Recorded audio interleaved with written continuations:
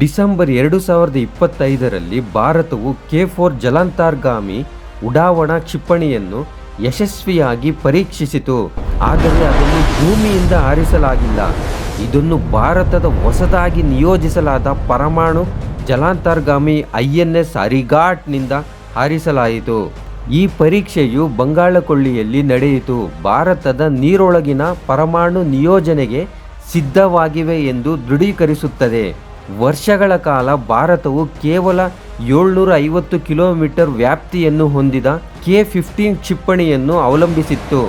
ಅದನ್ನು ಬಳಸಲು ನಮ್ಮ ಜಲಾಂತರ್ಗಾಮಿ ನೌಕೆಗಳು ಶತ್ರು ನೀರಿಗೆ ಅಪಾಯಕಾರಿಯಾಗಿ ಹತ್ತಿರವಾಗಬೇಕಾಗಿತ್ತು.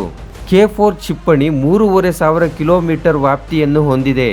ಇದರ ಅರ್ಥ ನಮ್ಮ ಸಬ್ಮರೀನ್ ಸುರಕ್ಷಿತವಾಗಿ ನೀರಿನಲ್ಲಿ ಕುಳಿತುಕೊಂಡು ಪಾಕಿಸ್ತಾನ ಮತ್ತು ಚೀನಾದ ಗುರಿಗಳನ್ನು ಹೊಡೆಯಬಹುದು. ಇದು ಘನ ರಾಕೆಟ್ ಪ್ರೊಪೆಲೆಂಟ್ನಿಂದ ಚಾಲಿತವಾಗಿದ್ದು 2 ಟನ್ ಪರಮಾಣು ಸಿಡಿತಳೆಯನ್ನು ಹೊತ್ತೊಯ್ಯಬಲ್ಲದು. ಮತ್ತು DRDO ಈಗಾಗಲೇ K5ನಲ್ಲಿ ಕೆಲಸ ಮಾಡುತ್ತಿದೆ. ಇದು 5000 ಕಿಲೋಮೀಟರ್ಗಳಿಗಿಂತ ಹೆಚ್ಚು ವ್ಯಾಪ್ತಿಯನ್ನು ಹೊಂದಿರುತ್ತದೆ. ಆದರೆ ಇದೀಗ K4 ಮತ್ತು INS ಅರಿಗಾಟ್ ಭಾರತದ ಜಾಗತಿಕ ನೌಕಾಶಕ್ತಿಯಾಗಿ ಸ್ಥಾನವನ್ನು ಪಡೆದುಕೊಂಡಿವೆ.